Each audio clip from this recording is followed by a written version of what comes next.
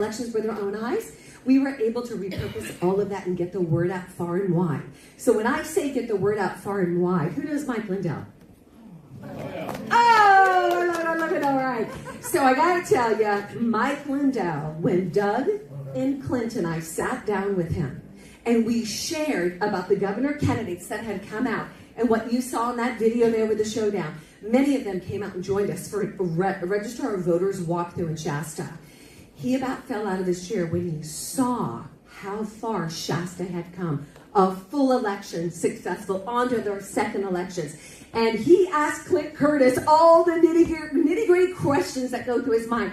And he was like, this is it. This is it. I go, Doug. I said, Doug, Mike, do you see why I want you to talk to President Trump? I said, we're going to take California back.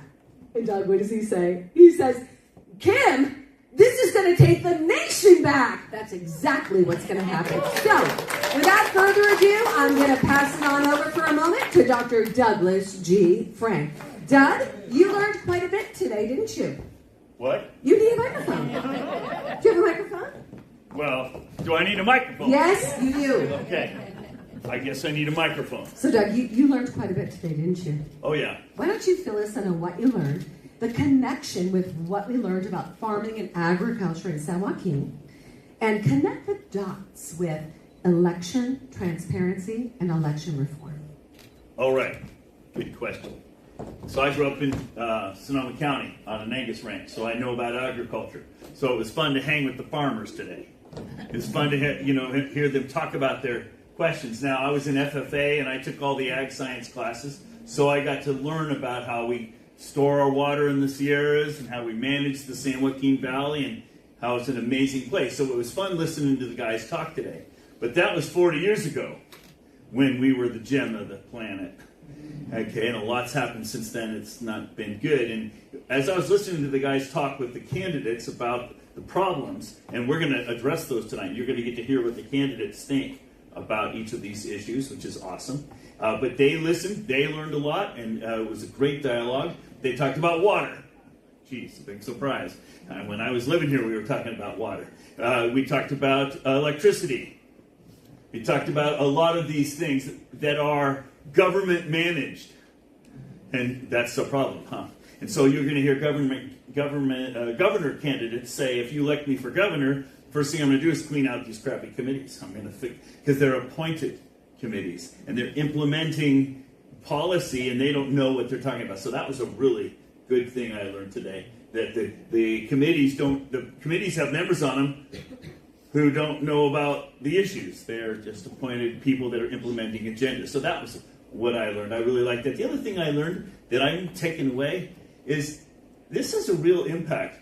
There's an economic thing, and I want to let the candidates talk about it more than me, but the other thing that really struck me is a lot of the local farms are closing or unable to produce, unable to harvest because of stupid government policies. And one of the consequences of that, I don't remember what his name was, but it was some kind of fruit that they were harvesting. He said, since we aren't harvesting that, it's going to some other place where they pick it early and it ripens in the car on the way, and they have to put chemicals on it to keep it from rotting. By the time it makes it to the grocery store, it's not even worth eating.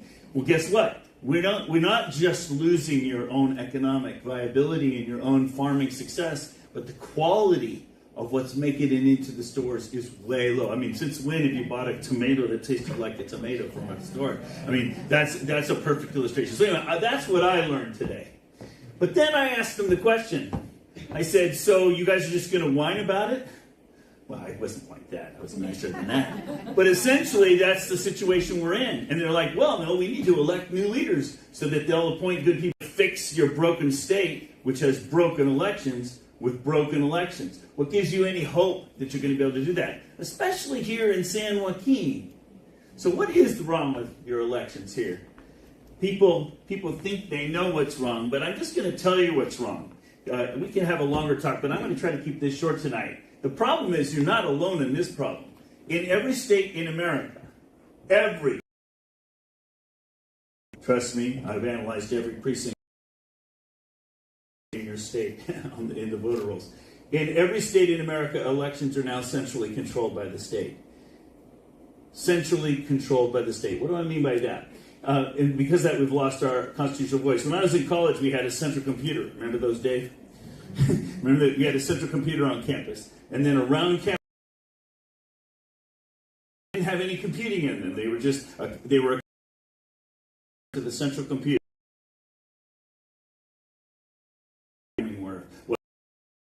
That on campus. Do you remember those days?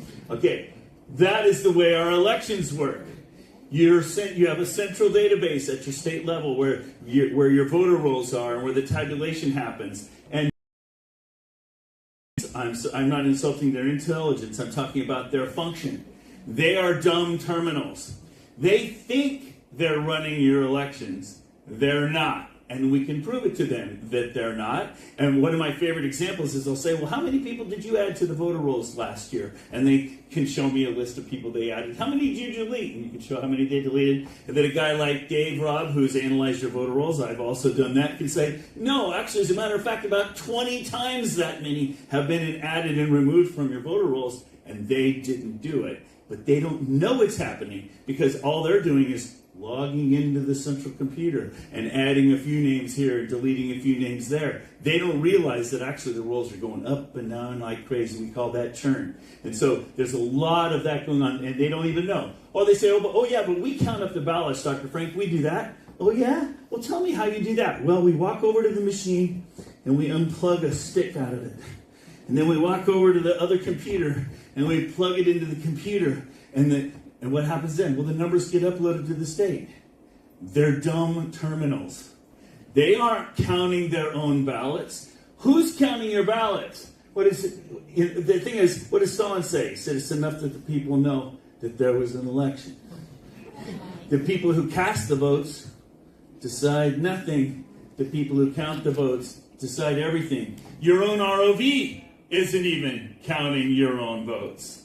Okay? So this is the problem. This is what's wrong. You've given away your elections to somebody else. You're just all dumb terminals. Okay? And you need to take it back. You need to take back local control. That is the solution. Now, there are really three parts to an election. There's the who gets to vote. That's the voter rolls. There's how do we fill out our ballots and how do we count them up, and then how do we report the numbers. And I don't want to steal Clint's thunder because he has been doing some amazing things up there in Shasta County, and he's going to show you the system that he's put together that handles part 2 and part 3 of that.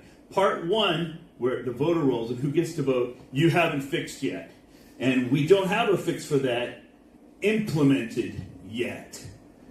But I know how to do it because I've been doing it all over the country. And if you'll get engaged locally, we've got teams set up here. We will help you implement part 1, where you clean your own voter rolls. People say, oh, we want to clean the voter rolls, Dr. Frank. I say, okay. But if you try to clean it up on the state system, that's like cleaning your kid's room. Because you're not in control of what happens in your kids' room, and you're not in control of what happens at the state's list. You have to download your own copy of your voter rolls, clean your own copy of your voter rolls, use your own copy of your voter rolls. By the way, if you'll run your elections this way, you'll save 30% on your elections immediately. Because right now, you're mailing ballots to about 30% of the people you mail ballots to don't belong in your voter rolls. And you're paying for all that processing, all that printing, all that postage, and then all that processing. So you just immediately save a huge amount of money. Don't you think your county leaders might like to save money?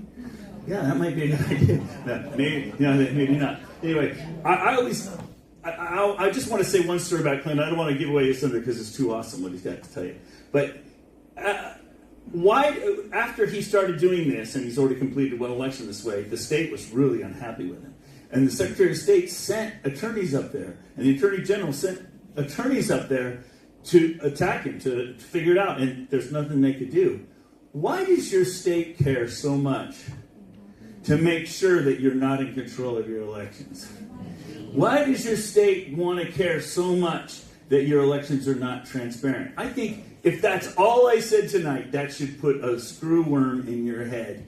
Why do they want to control our elections so much? How come they're taking them away from us? That should bother you a lot. Well, what I've learned, and I'm just going to show you one thing, because I don't have time, but I want to just show you one piece of data from your own county, and I want to build you up to that, because I'm a data guy.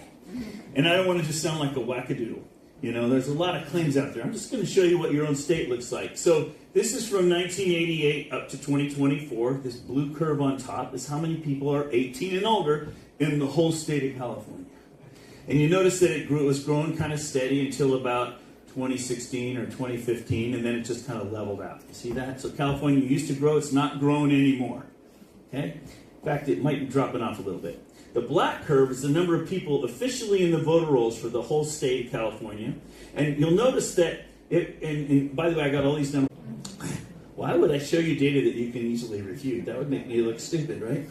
And I've done this all over the country, so you can check me. But anyway, so that's the population. This is how many people in the voter rolls. And then this is every 2 years how many people who voted in the whole state, California. The reason it goes up and down is because presidential, midterm, more people vote in presidentials and midterms. And what you'll notice, though, is something interesting happened right in here, right around 2013. You'll notice that instead of the black curve just kind of tracking, it suddenly started climbing. And if I bring down the blue line so you can compare it, what's happened is your vote.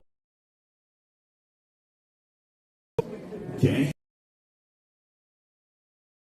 Because that is the year took away the voter rolls from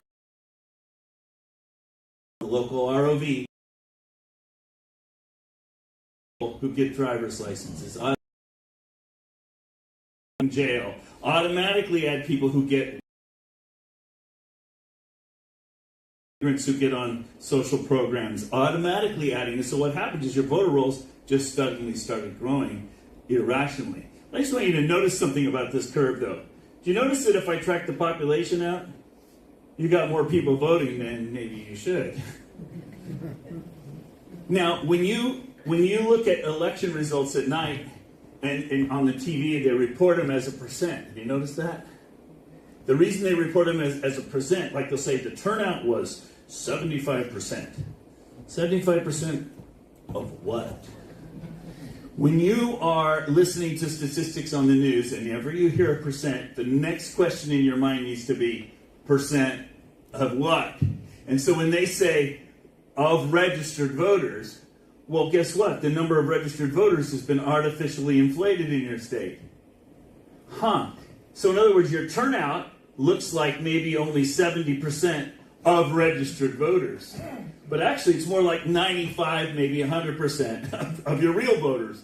See where this is going? So they're disguising the fact that your turnouts are too high. Now, what that really means is the reason the turnouts are too high is ballots are being put in your election from non-real voters. That's why they want to have dirty voter rolls. So that's what's happening. So anyway, that's what's going on there. Now, let me just show you San Joaquin, and then I'm going to shut up.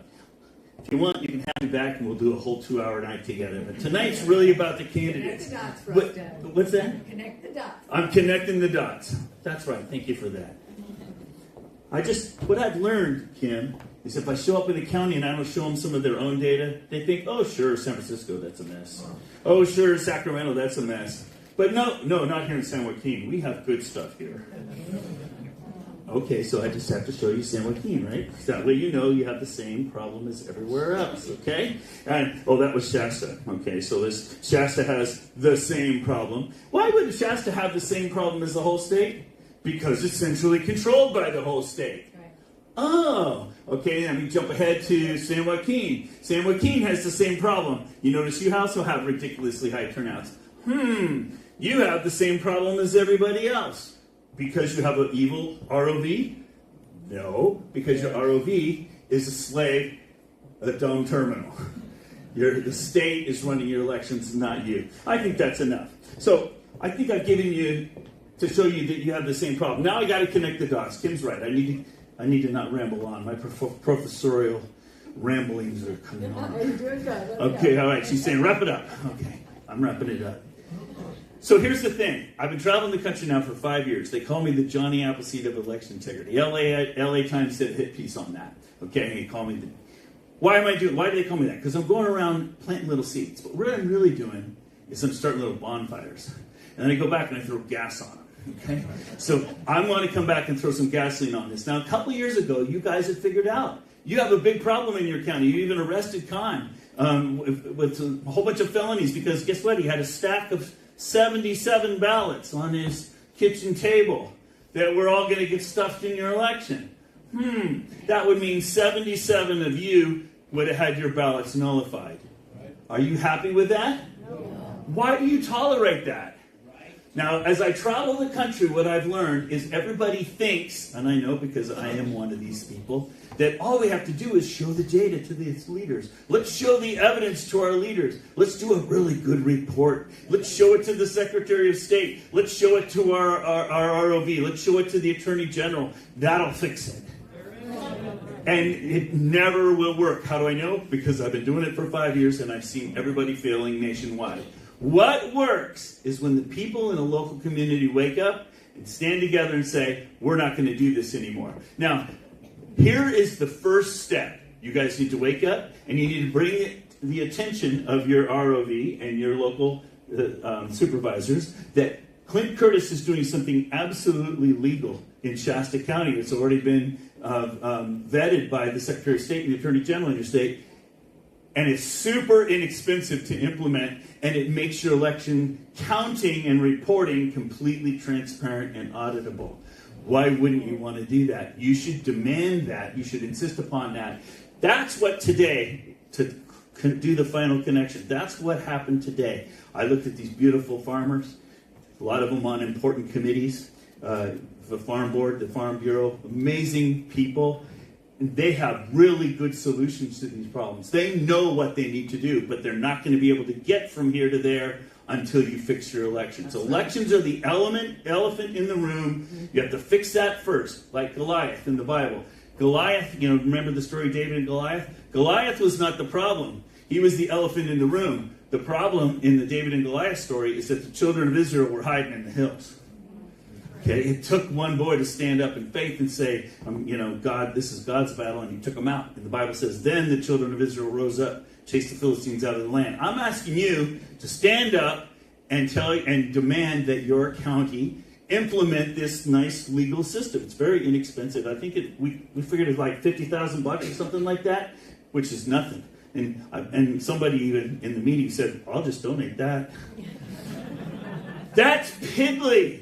For you to have 2 of the 3 categories completely cleaned up. There's no excuse. And if your county leaders won't give you that system, you need to recall them immediately. You need to take them to task. And what we did in Shasta County, that's how we eventually took over Shasta County. That's how we got Clint Curtis in there. It was going to be Tina Peters, but she's in prison. So yes. have I done my job? You did a great job. Okay. And what this does is it allows your voice to be heard. You know what you need for water. You know what you need for food. And your people that you are saying, I'm going to vote for you because you're standing for what's right and you're actually representing us, your vote gets heard and seen. That's what you deserve. So, our candidates here are going to talk to you now.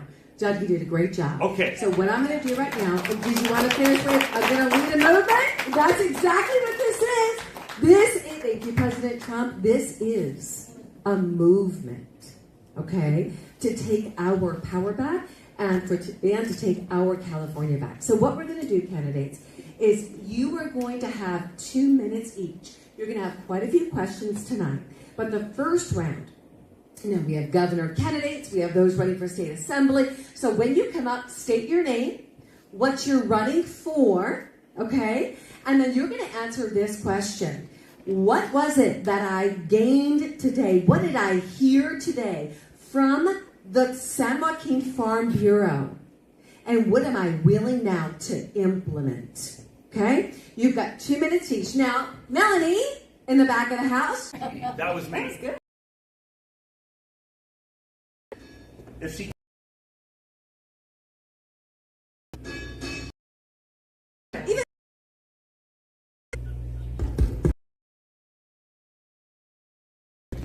She's coming. That's good. You guys can hear that, right? Yeah? All right, it's pretty good. We had a lot of fun at the show. Now, you guys are going to go back to take the mic out of their hand. Yeah, exactly. All right, so here's what we're going to do. Greta, we're going to go down the line, and we're going to start with you. Greta Celerzano, running for the California governor. Thank you so much. It has been an amazing day today. We have the opportunity to talk to our farmers. And one of the things that we have learned today is that farmers are being pushed out of their jobs. They are being replaced. Globalization is killing America, and it is killing our America infrastructure. The second part that I learned today is corruption. It is going on. It is all these bureaucratic systems that we have in place. And the third thing that I learned today is that we need to invest in infrastructure. So my name is Greta Solorzano. I'm the daughter of two immigrants. I was born in San Francisco, California. I grew up in Nicaragua. But I had the privilege of being educated in the United States. I attended the school, University of California, Berkeley. I got my degree in nuclear engineering. I have, for the last 30 years, been solving problems with water and energy infrastructure, specifically in nuclear energy. But I am here to serve. And so my question to you is, isn't it about time that we hire somebody who has the skills, the knowledge, the experience, the proven record of having been able to solve problems instead of hiring politicians? Globalization is killing us as it is killing our farmers.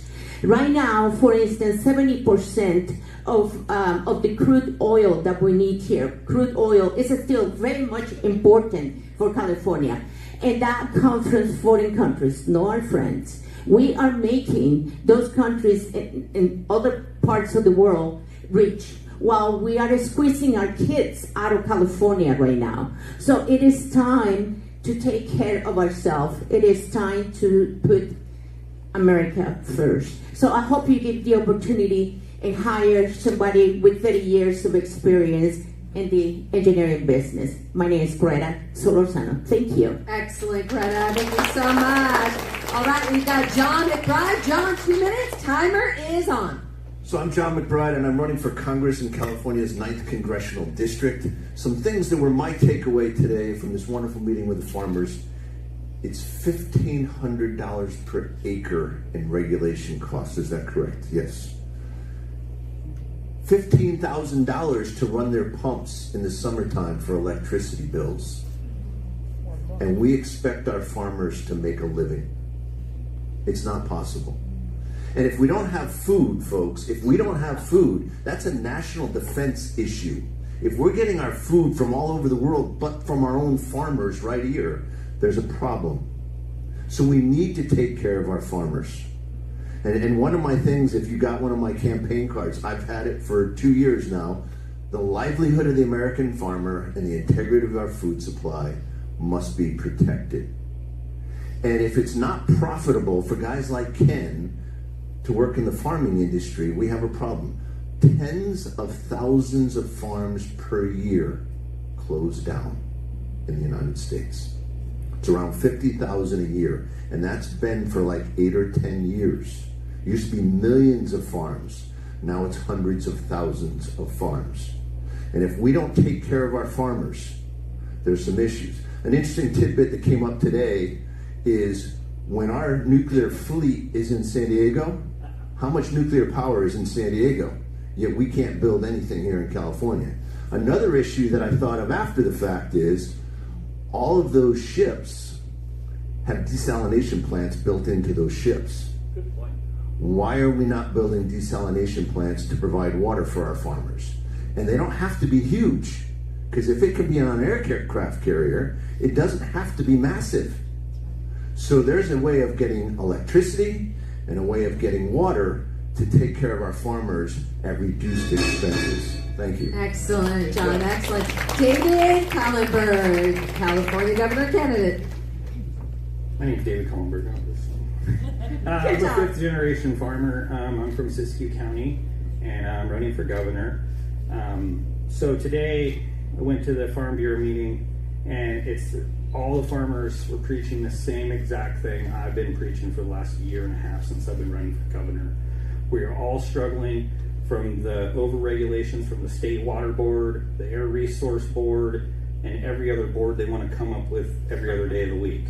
And so we have to have a governor that's going to go in and get rid of all those unelected officials and put people in there that actually know the business, like farmers, truckers, fishermen, they should all be in those offices making the change that needs to happen for those people. We can't do it with consultants and attorneys and people that have no clue what's actually happening in the field.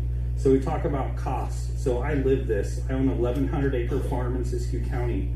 In 2017, when I bought my farm, my power bill for the year was $30,000. Since 2020, my power bill is now. Farmers, alfalfa is like $6 a bale.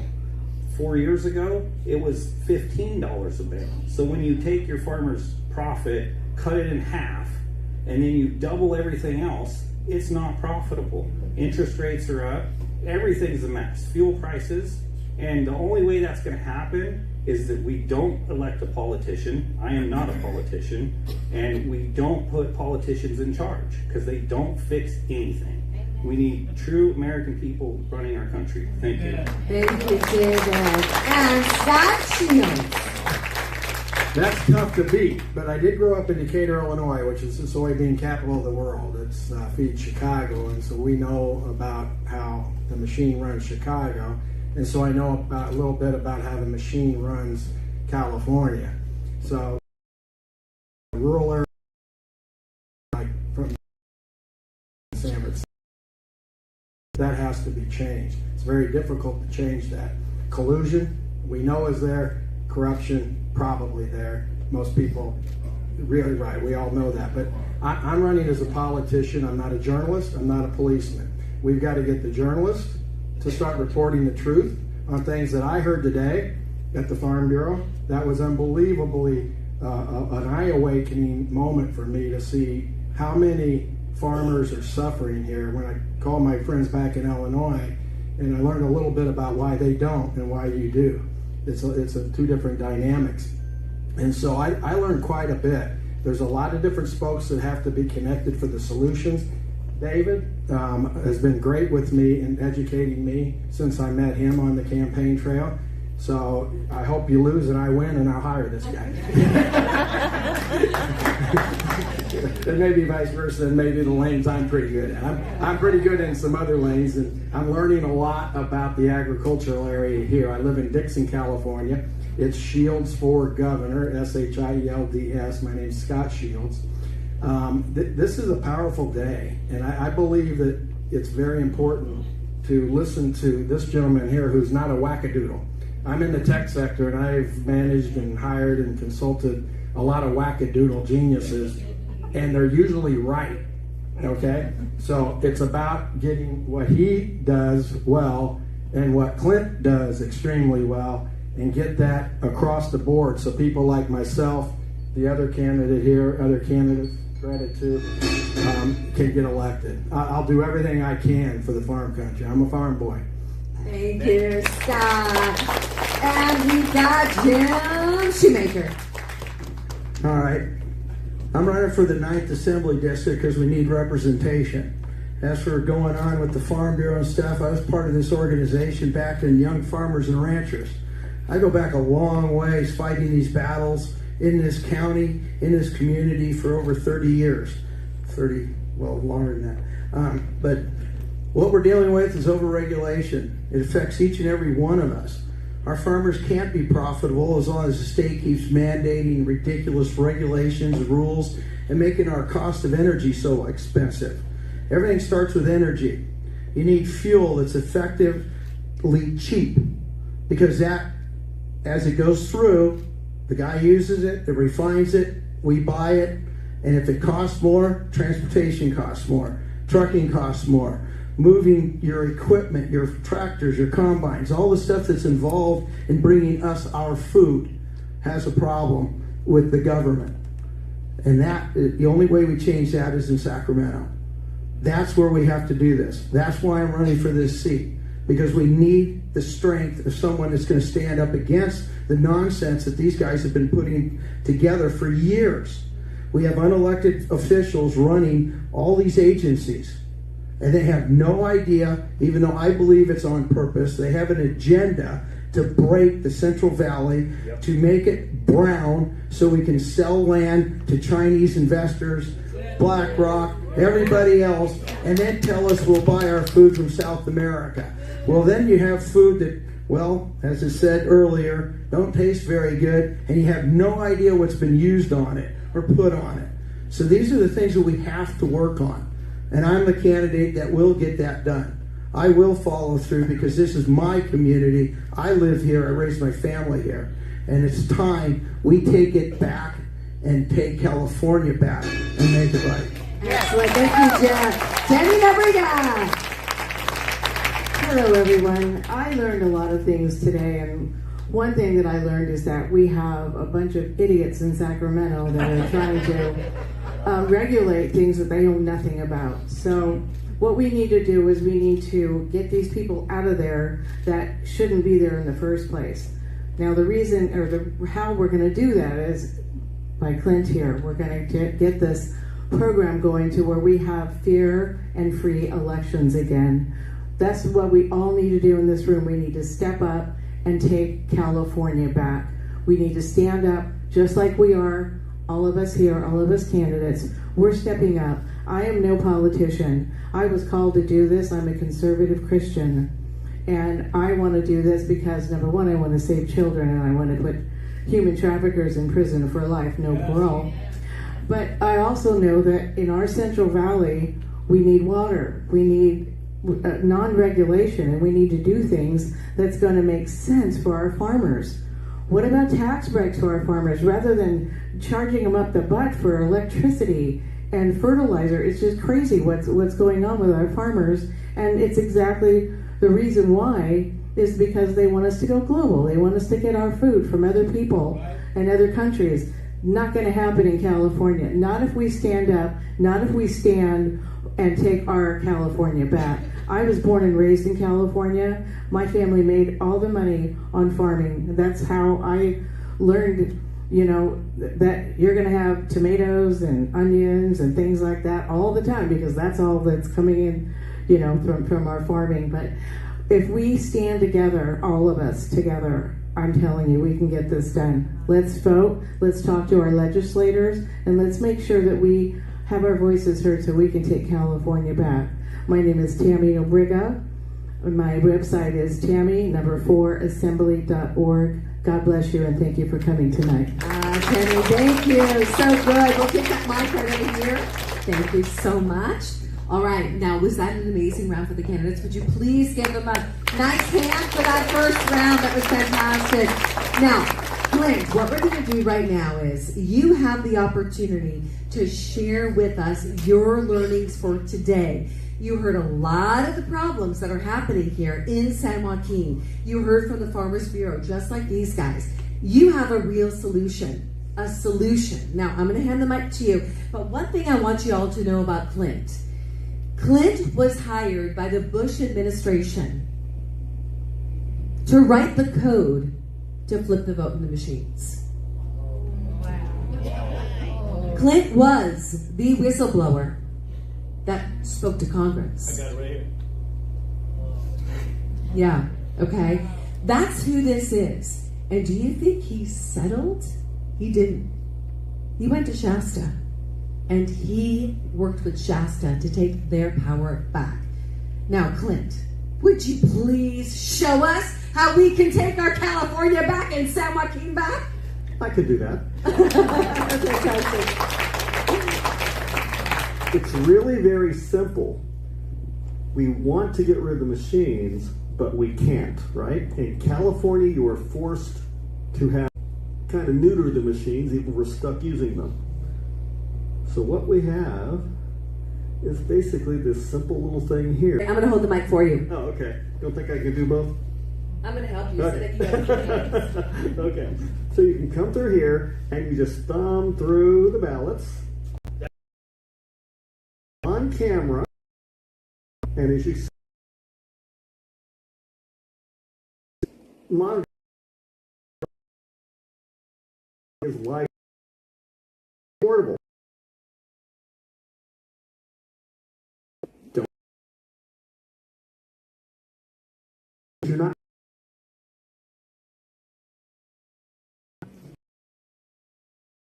if they signed a name, if they You take that out, and then you have adjudication done by citizens. So you have a Democrat, a Republican, a Green, Peace and Freedom, whoever will show up, right? A Libertarian, although I had a terrible time finding them in Shasta County. I don't know why. No one showed up for me. So I couldn't get a Libertarian. I tried hard.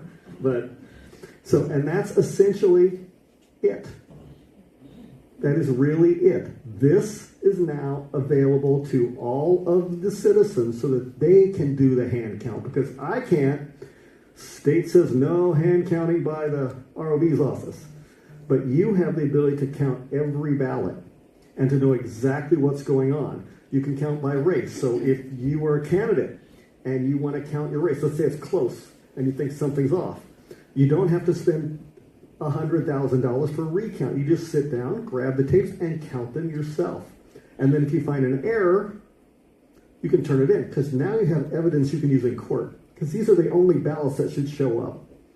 You should never have ballots that come, underneath the table in a little suitcase. No one's heard of those, right? If they don't come through this way, they're not valid ballots. It stops your front loading, because you can't front load it because your numbers will not line up anymore.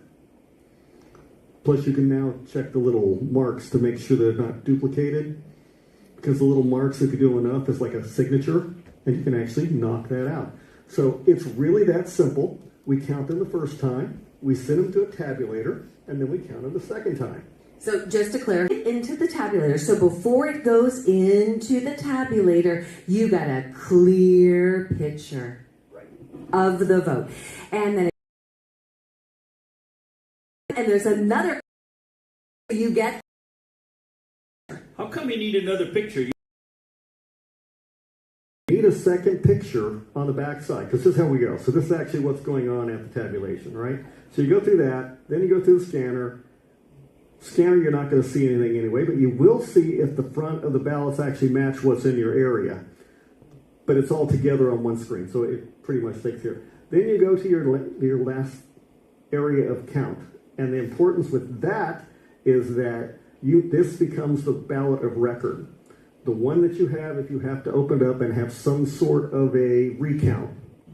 So it's important that you do it again, because you can now match that with the other. So if it goes to court and these don't match, you'll know it. Another problem is, as a programmer, I can do anything. Once in that machine, I can change the ballots. I can skip out, kick another ballot out to you. I can do anything I want to do. That's where I live, right? So anything in that machine that I can handle, I can make happen. So you want to make sure that the ballots that come out are the same. Then ballot. Programmer change. Some of the tabulators even a computer that I don't write. So if I'm writing this program and I want to give you a ballot image, everybody hear about ballot images? Waste of time. The ballot image is made by the same guy that made the machine work. So if I am going to cheat, I'm probably going to be smart enough to make a different ballot image, because it's not that hard to do. When you make a ballot image, it's like a game of Battleship.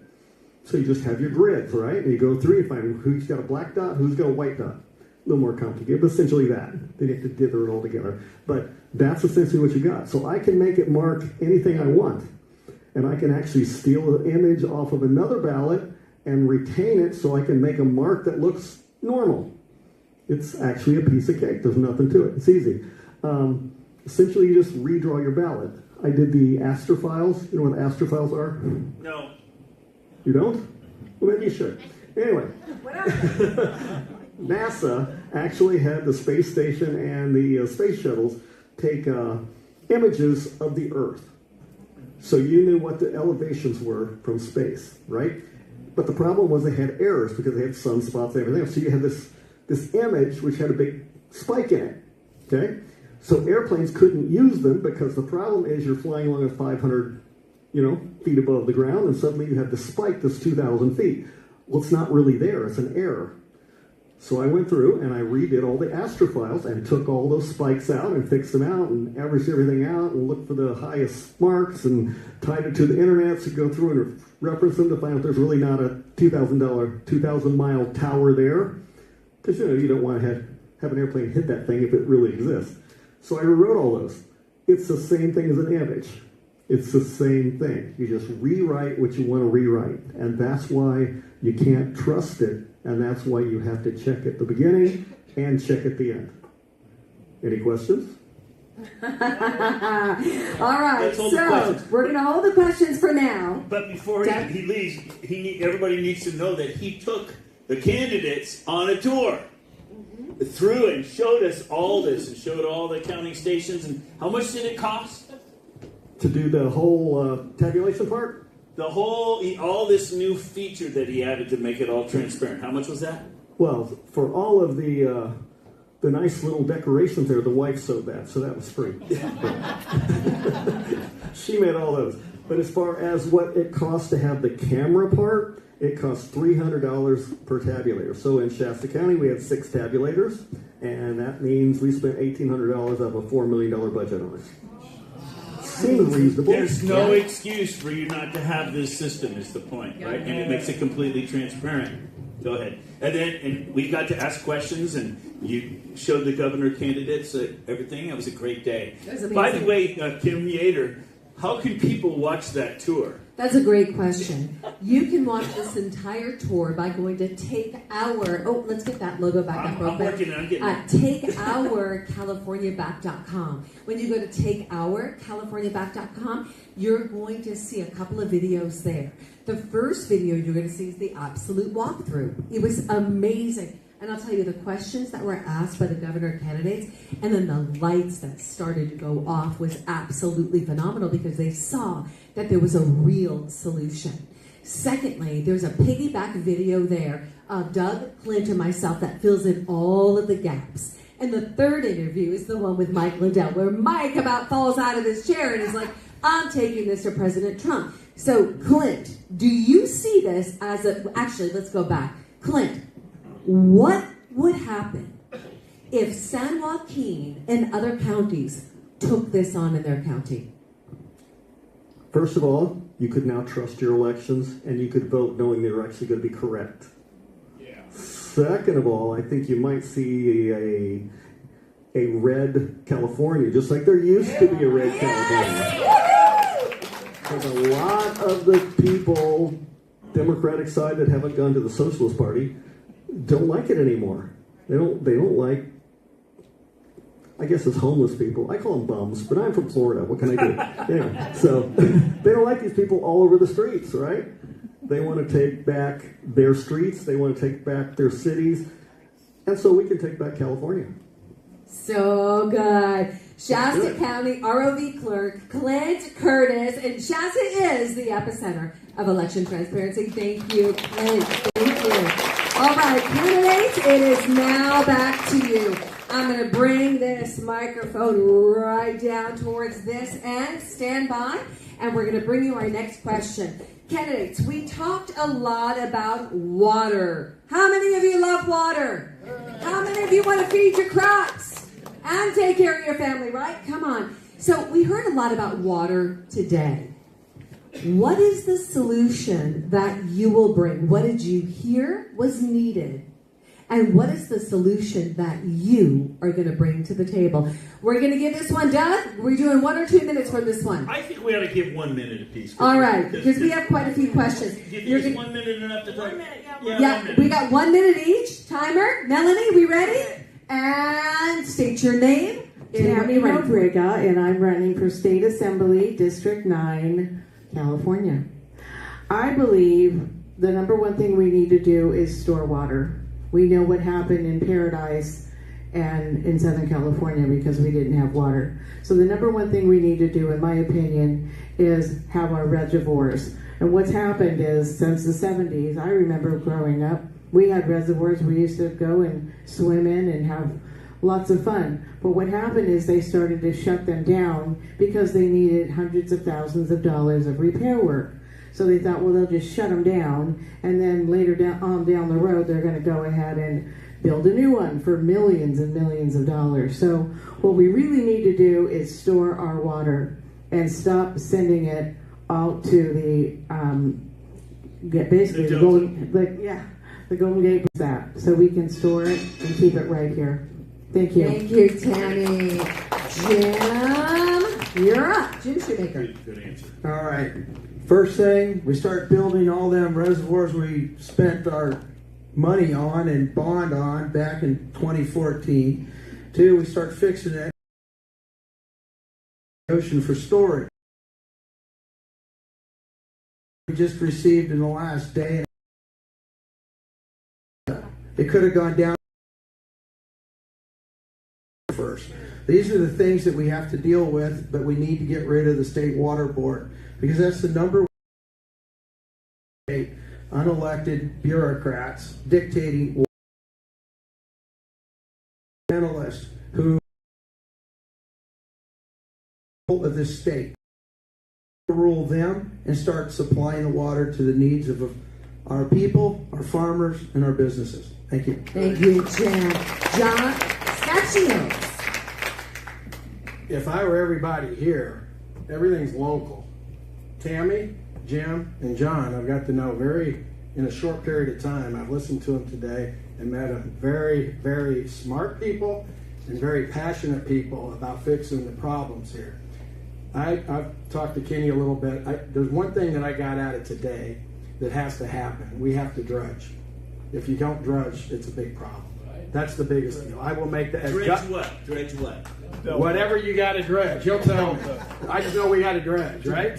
We have to dredge. I saw and heard why from everybody there. That to me, that was the main thing that has to occur. And then maybe all these other things can happen alongside it. But that's what I will do as governor. I will make sure we can dredge whatever we need to dredge, and also get the port working bigger here, so that we have the from Oakland. I guess the port over there is stops the port from here being larger.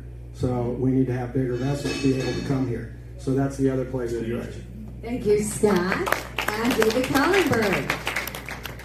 So the first thing we need to do is end the emergency drought regulations because that's where the state water board gets their power. Right. And then once we end that, we can take the power from These them. guys great. Yeah. Keep going. I'm sorry. You get 5 more seconds. So my plan would be the state wants water for fish and they want it from water right holders. So if they ask a water right holder to give us 30% of your water, right now they demand it and you have no recourse of it. They're going to pay the farmer for what they take because that's the farmer's right. He owns that right. He should be compensated for it. He shouldn't risk losing his farm because of a dream they have that all of a sudden they're going to turn their water off and there's going to be magically more water in the river. It never happens. And then we need to dredge the delta. That's a huge thing, not only for farmers and water, but for fish. You know, the fish in the delta are being eaten by striped bass because it's only a foot deep. So we need to dredge it so the salmon can get lower, get below the striped bass. The smell is a fairy tale. It's another issue. So Thank you, David. John McBride for Congress. So John McBride running for Congress, 9th Congressional District. Several things. All of our coastal cities should have desalination plants. Then they don't need to steal our water. That's number one. Number two, as referred to, I brought up today, our port, the Stockton Port, because I'm the only federal candidate here tonight, the Stockton Port is incredibly underutilized. It needs to be dredged deeper so bigger ships can come in. It provides jobs, but it also ends up storing more water in the depth of the water. So that's a big factor, but we need to better utilize our port. And then yes, we need to do a better job of storing water. As a federal candidate, does that require federal lands being given to California for water storage? Possibly.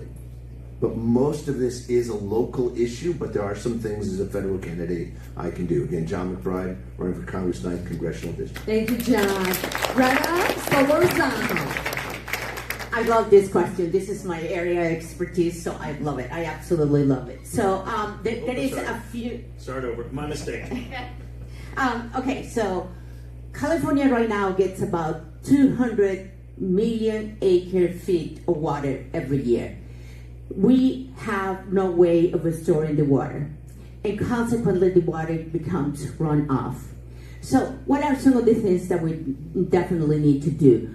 Repair our dams, create water reservoirs, and the next thing that we need to do is put desalination plants. Of course, Catalina Island, we were depleting the aquifer. So one of the things, and I was part of that, is we put a desalination plant. It is running successfully. There is another one, I didn't participate in, but Carlsbad also has a desalination plant running successful.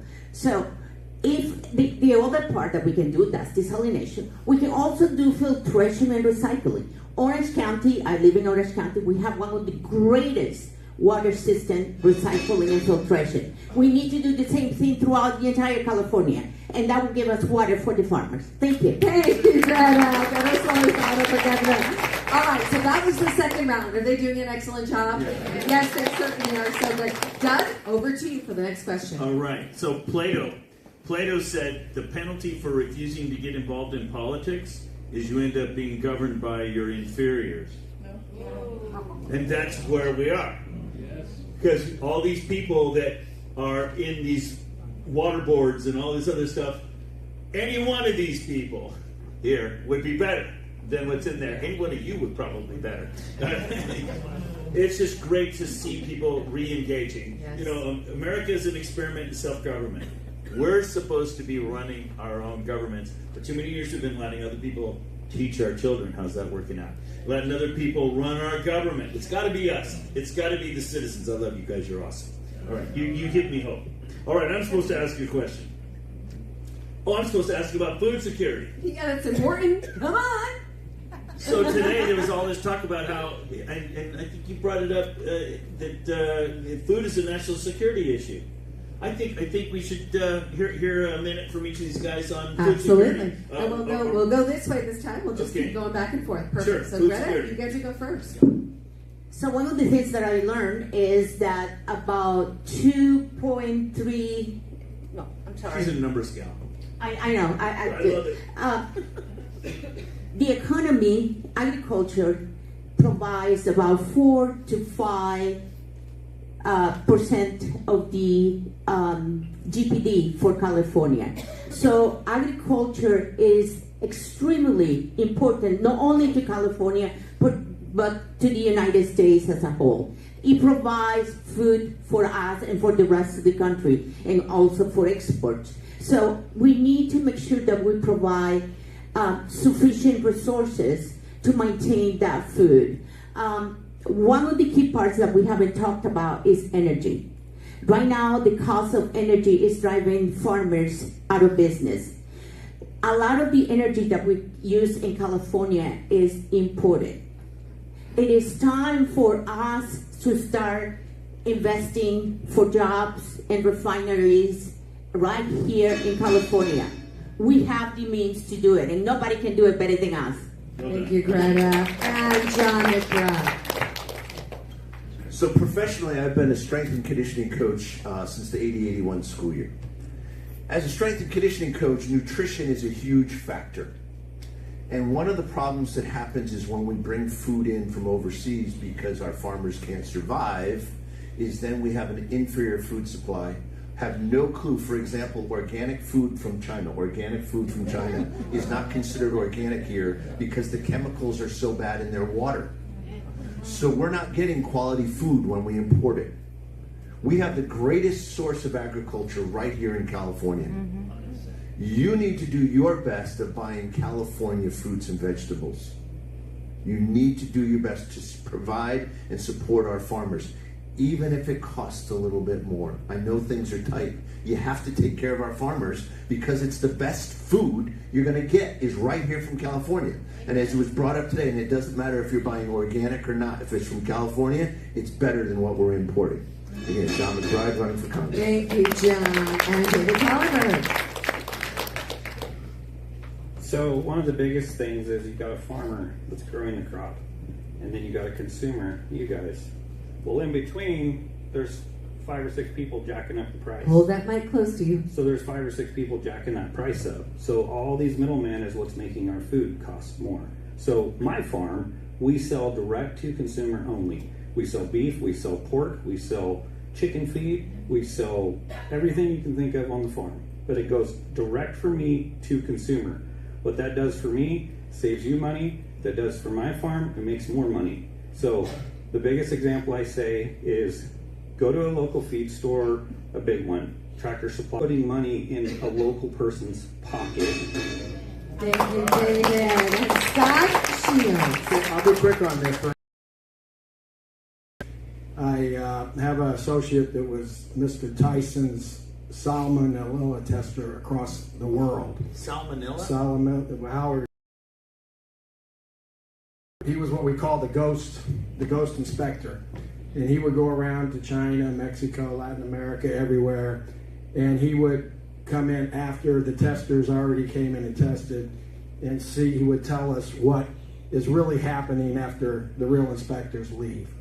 And it would be scary. So this is about food safety, right? That was the question. Yeah. Your food is not good that comes in from overseas. There's no way to regulate it. The large corporations can't even do it either. So they don't do it in pharma. Pharma's a problem. I don't even want to go there. But bringing in anything from around the country in a competitive global situation that we're in, there's not enough inspectors to inspect. I had a nice dinner, my wife and I, with Robert Kennedy in Palo Alto for 2.5 hours. And he's doing a very good job on this. Very good job to try to help what you said is to bring very good quality food and responsibility. Thank you, Scott. Yeah, so that's it. Too quick. Anyway. Buy California food. Come on. And let's go to Jim Shoemaker. All right. Well, it all goes back to government regulations, putting our businesses out of business, and our farmers being overregulated. Look at, when you're getting told that you can't plow a field because you need a permit or you need to go get permission from the government, you got a problem. That's why they have backhoes. But the issue there, I figured a few would get that one. The point is we need to make change, and it has to be in the state capitol. The only way we can resolve these issues is we need to stop over-regulating our farmers so they can be in business. Now, the transportation cost is what was just brought up. That's the reason our fuel, our energy costs are so bad, because that's adding $3 to $4 to that bag that was just talked about just in transportation. So we need to make a change, but it only happens if we stop the over-regulation. Thank you. Thank you, Jim. And Tammy Nobriga. Tammy Nobriga. District 9. I wish I had gone before Jim Shoemaker here, because he pretty much nails it. We really need to do just that. We have to deregulate, because the regulations on our farmers is what's killing our prices that are going out of.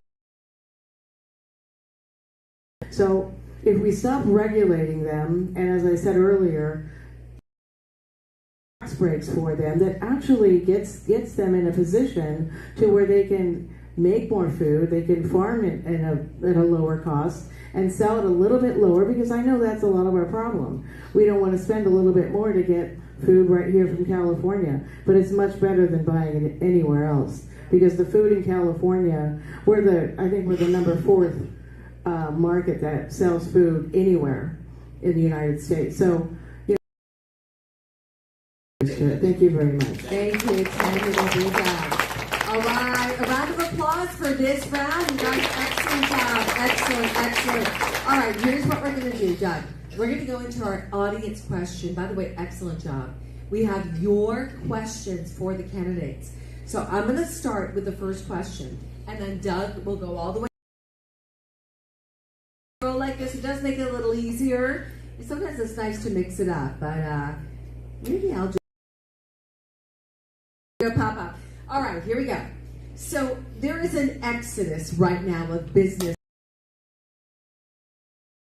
Literally every day we're hearing another business that's leaving, and they're big organizations or corporations. What are you going to do to bring business back to the good golden state of California? Let's start right in the middle. David Kallenberg. Let's pass that mic down. Well, a lot of our big industry is because of trucking, so freight in, freight out. Fuel prices, huge problem. Regulation on trucks. A lot of trucks can't come to California. They have to be CARB compliant. A lot of truckers won't come to California. So any industry, it doesn't matter what it is, there's always freight. And I think for any big company that's moving a lot of freight, they're going to come back if they can compete in that freight market. If you go to another state and you're paying $2 for diesel, you don't have to regulate your trucks, and you have 100 trucks, but you come to California, you think how much more money they're going to spend. So they're going to go to the cheaper state.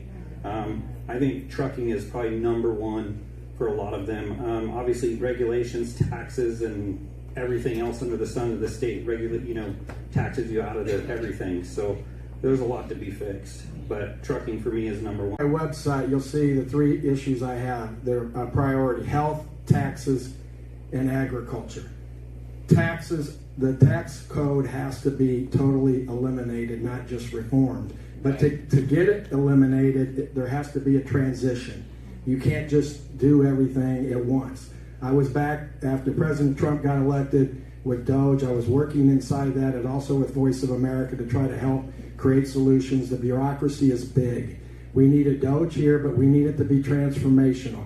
We don't need the conflict, otherwise you can't have conflict resolution in the transition. So we have to bring a DOGE here. We have to totally eliminate our tax code, write a new one, okay, so businesses can operate under what is going to be stage. And really one to eliminate regulation.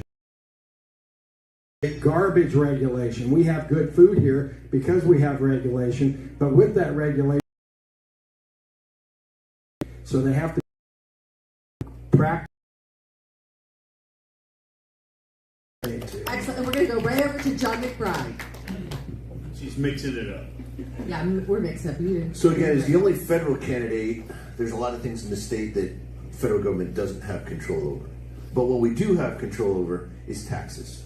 There's no question taxes have to come down. You have to be able to afford to live on what you make. I'm a huge believer in there should be no property taxes after 65 or once your house is paid for. I certainly believe there should be no taxes on Social Security. And to be honest with you, they've stolen our Social Security, so it should be a whole lot more that we get paid every month than we are. That's a whole other issue. But taxes are a big factor, and then whatever, like for example, EPA regulations need to come under control. Various other regulations we need to control, and as was said, there are some regulations that are necessary because we have people that are going to cheat the system no matter what. But most of our regulations can be eliminated, which will help people have to stay here. I have 5 children. Thank you, John. And Tammy Nobrega. Good answer. Okay, this is something that I have on my platform, and I think it's kind of the same thing. I believe that what we need to do to lower our rental cost is to give our landlords tax breaks on the back end. In other words, if they lower the rent so people can afford it again, then you give them the tax break on the back end. And I believe we can do the same thing to bring companies and businesses back to California. Let's face it, they've been leaving like there's fire, and let's face it, there has been. So I believe if we do, the incentive is to give them the tax break on the back end. So bring them back, let them do their business here, and then give them those breaks on the back end. So there's incentive for them to always get back here and start a business or return, one of the two. Thank you very much. Tammy, T-A-M-I, for assembly.org. Thank you. Thank you, Tammy. And Greta Lozano. Okay, I think we have 4 issues here, and I actually wrote it down. The very first one is definitely our permitting process and our regulation process is overburdened. It really kills all the business. The second problem is the fact that our businesses are double taxed. That is something that I will definitely change if I get to be the governor of California. We really want to retain those big businesses. The idea that I heard Potter the other day, Katie Potter, And the very first thing that came out of her mouth was, we're going to tax all those rich people. Who is that rich people? That is people like you and I that work every day and have a job. I mean, that is the idea of taxing the rich people. But before I forget, the other one is the cost of fuel. Absolutely. I mean, California, the fact that we pay so much for fuel is ridiculous. And there is definitely a way to fix that problem. We can do it, and we can do it much better than anybody else, and we can do it right here. Excellent, Greta, excellent. All right, Jim Shoemaker. Oh, let's get that mic. There we go. Thank you. Thanks, Phil. All right, it all goes back to regulation. Nobody's going to come back to California until we change that.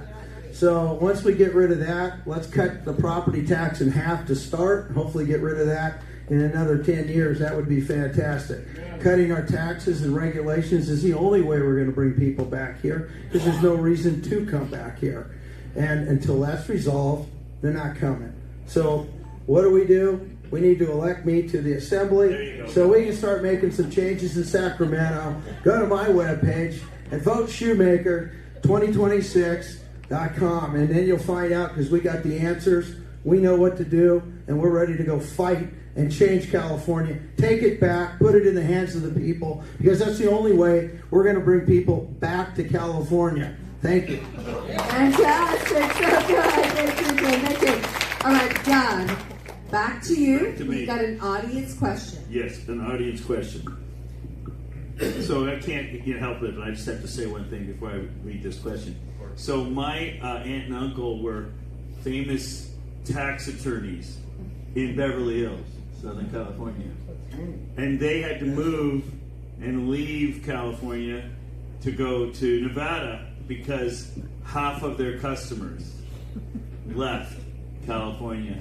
And they told me between 2000 and 2004, 10% of the wealth left California because of taxes. So you're exactly right. If people aren't going to come back with their money, if they're just going to get taxed, so that's just, I'm a numbers guy, so I had to say the number. All right. So you guys asked a lot of good questions, and I was watching Kim sort through them, and I could tell which one she didn't want to ask. So she stuck me with, I'm kidding. This one's a good one, and it's a current one. Okay, somebody wrote it, says, do you believe that the 2020 election was stolen from Trump? Somebody asked that question. So they each got 1 minute, yeah? But if they want, they can say just yes or no. It's up to you. All right, go. Ready? So let's go. Let's get you started. John McBride. Was the election stolen from Trump? 2020.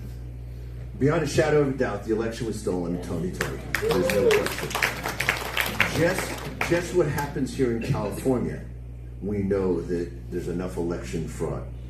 Unfortunately, the courts wouldn't take a single case, so there was no discovery. So with no discovery, there's no proof, so they can say, oh, there's no proof, there's no election fraud. There's extensive election fraud throughout the entire country. So the answer is yes. Good answer. Excellent. Thank you. Let's go down the end. Let's go. Oh, yeah. There you go, Tammy. All right. 100% the election was stolen. Absolutely. I know personally, I was actually at a voter location in Lodi. And I was the one that supervised the vote that day. And I was the one that took all of the ballots to the place where they were all supposed to go get counted.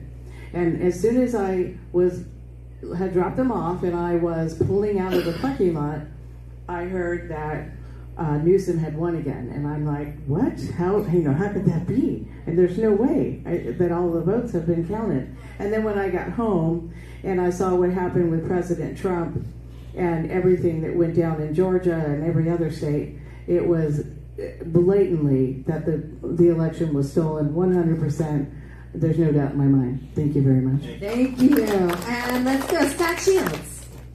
I'll give you some inside information here. In 2016, Hillary Clinton and her clan were trying to steal it too. Correct. And it was stopped. Okay? And then after that, unfortunately, a lot of Republicans were against Trump. Unfortunately. And so they didn't help stop it further. So 2020 definitely it had happened. We knew that. I spoke in front of the Supreme Court building January 5th on January 6th. Okay, I was at, anybody here January 6th? I was there. Okay, and I spoke in front of the Supreme Court building on the 5th on it.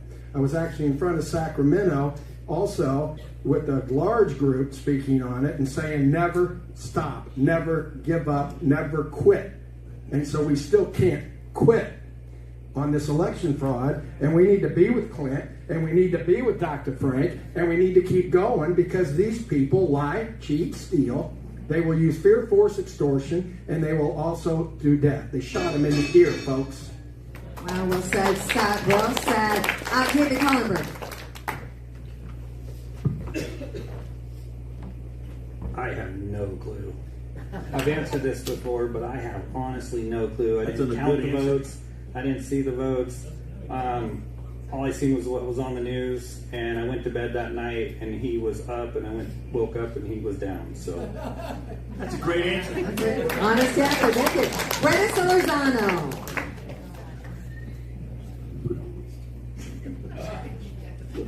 Okay, so if you would have asked me this question long ago, I would have said, I don't know. I'm concerned, but I don't know.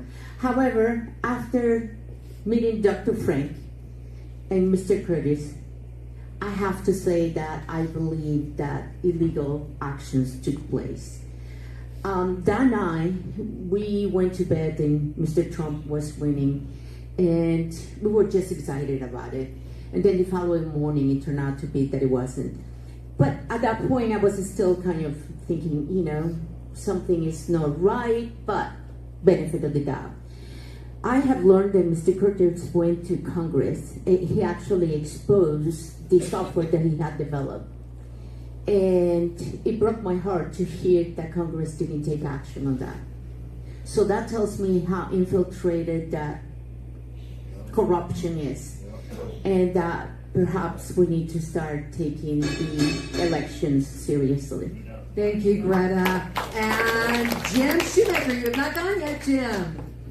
Thank you, Greta. I go back in an election fraud almost 25 years with people that we were investigating throughout the state of California. We could track down the fact of how many votes it would take to win a city council race, a school board race, Assembly, Senate, and even congressional race. We knew how many votes that could be moved and adjusted. So yes, that happened. What happened after, just we said, when Trump first ran, Hillary Clinton, they were doing everything they could to get that election. In 2018, they were perfecting their system. 2020, they did perfect their system. In 22, we recalled the governor of the state of California. What happened there? 2 million ballots in LA show up? Listen, there is, and we need to do what we're talking about tonight and what these guys have been working on, because we need to have our elections know that when you vote, your vote is counted the way you voted. And that's the most important part here, taking back California. Thank you, Jim. So good. Gentlemen, have anybody not like to meet? I was going to mention the recall, so I'm so glad you did. Thank you. Again, for the Shasta County Registrar of He's a Voters candidate, Board. too. He is a candidate too. So now in this realm, we've not been treating him as if he's a candidate. He is a specialist with election. Oh, Probably R7, which means there's no point in cheating because the Republican's going to win, right? It's an R7. The Republican is going to win. But someone's tinkering and playing and testing things. And for a computer programmer, that's exactly how my program worked that flipped the vote before. You did the math, you set it up, and then you made things happen. So I think someone was toying. But that's 3 different vendors.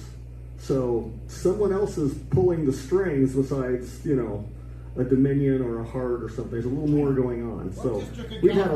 What district was that in California? What district? 22. In California? No, That was Texas. Florida. Oh, Texas. Okay. That was Texas. Yeah, I can show you the slides later, but Sorry. thank you, Clint. Thank you, Clint Curtis. So good. All right, so my next question, and we're actually going to go down the road this time. Greta, we're going to start with you. Let's give it a second, though. So I had the privilege in the end of 2023 to be squeezed in the middle of an interview with Tom Holman, our border czar, and Derek Maltz. in that moment of that interview, it was like time stopped. The attention of the audience, I mean, everyone came over to that interview, and God dropped in my mind, these men have been hamstringed. And what's happening with the border is a Trojan horse. This is the infiltration of America, a national breach of security. Within days, I was at the border with my team. I had already been broadcasting with one of my journalists that was at the border. Fast forward 2024, we launched the Take Our California Back movement across the country. We reached hundreds of millions. Not only convoys, but we had rallies throughout the state, and it was incredible. We learned about the fentanyl killing everybody 4 times over in the country, enough fentanyl. We learned about the kids being trafficked, the kids being lost. We saw what happened with people being, Rachel Morin, killed. I mean, it was sick what we experienced. I want to know, we want to know, what's your plan to secure the border, to support ICE? Will you or will you not support ICE in our sanctuary state? What are you going to do with our sanctuary state? Are you going to keep it a sanctuary state when you're in office? Or if you have the ability to do something in the position you're running at? And last but not least, what about the illegal immigrants that have been here 5 years, 10 years, 15 years, 20 years? They're picking the cherries. They're helping. They have been responsible. They have been team players in San Joaquin. What are you going to do with them? Greta. I love this question. Simply because both of my parents were immigrants, legal, but immigrants. And I do have a plan. I do believe that we need workers, some limited number of workers. And I do believe that there is a process by which those workers need to come to this country. Open borders is horrible for our community, for our society. It's not only the human trafficking, it's not only the drugs, it's the fact that we are being invaded by forces that hate our country. When we have groups of people that burn our flag, when we have people who call death to America, those people do not belong in this country. And it is time to say America first. My daughter is going to school at the university, and she was intimidated by those groups. So there has to be a process. Thank you, Greta. Let's go down to, Scott, let's have you go again. I feel like I'm trying to mix it up. Greta's absolutely right. We are being infiltrated. It was a planned op to get everybody here from overseas. There's no doubt about it. I actually have some intel friends that told me exactly what was going on, and we passed it up to Pompeo at the time. This was actually a while ago. We have people in the agencies, the FBI, that won't step up to the plate and fight what we need to fight. Trump did that. The Democrats put ICE where they are. It's not ICE's fault. The Democrats put the situation in play to where something has to occur. Newton's law of physics, Mr. Physics, is what? Every action creates an action 2 equal to or greater. Number 3. Yeah, I've told the Democratic leadership many times over. In California, it is different. We have friends, family, Hispanics. I've got them, and workers and everybody else, and we love them more than anybody. But in Arkansas may be different, Illinois is different. But we didn't do things right to negotiate with Trump. The California is different, and let's manage the situation better. Sanctuary city's got to go away. The people we should be arresting are the people and the mayors and the governor who created the nightmare for all these people. Thank you, Scott. Thank you. Let's go to Shoemaker.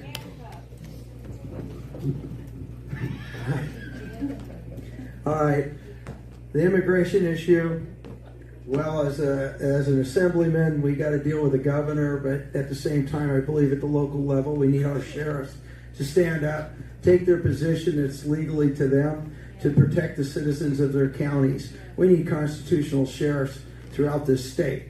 At the same time, we need to go back to where we have a green card program to bring in people that want to work and they're well regulated. I'm probably one of the only candidates up here that actually had to cross borders to go work. And when I was young, running a harvest from Texas to Canada, when I'd go into Canada, they gave us a 30-day permit to be in the country. If we were over that, we had to go back within 5 days to register and how much longer we were going to be there.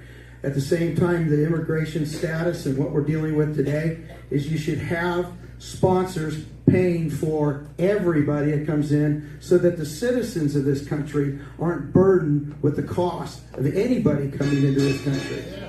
Thank you, Jim. John McBride. Several things. First of all, we have to stop incentivizing people coming here.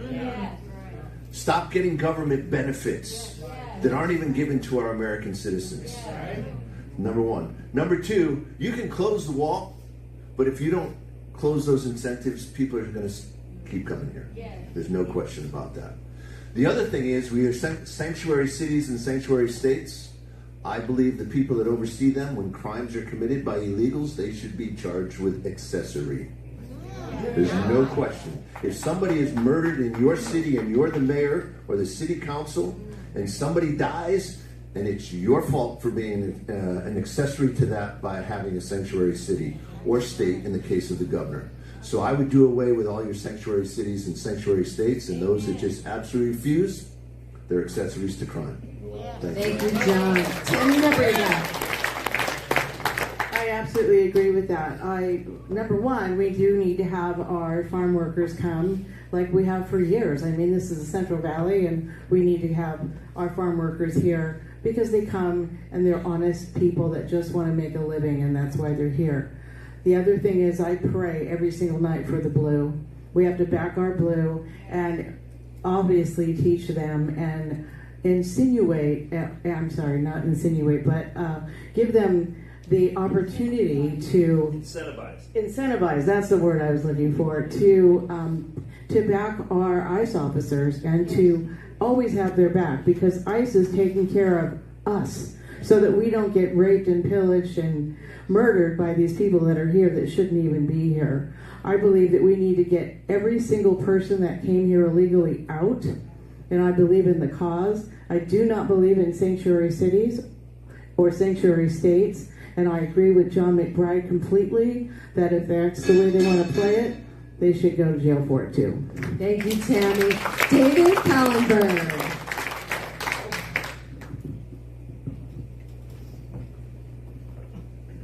So as long as Democratic politicians and Republican politicians are involved in immigration, it will never be fixed. It's a lost cause.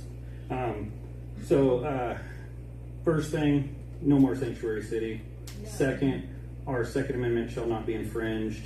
You should have the right to protect yourself without being prosecuted.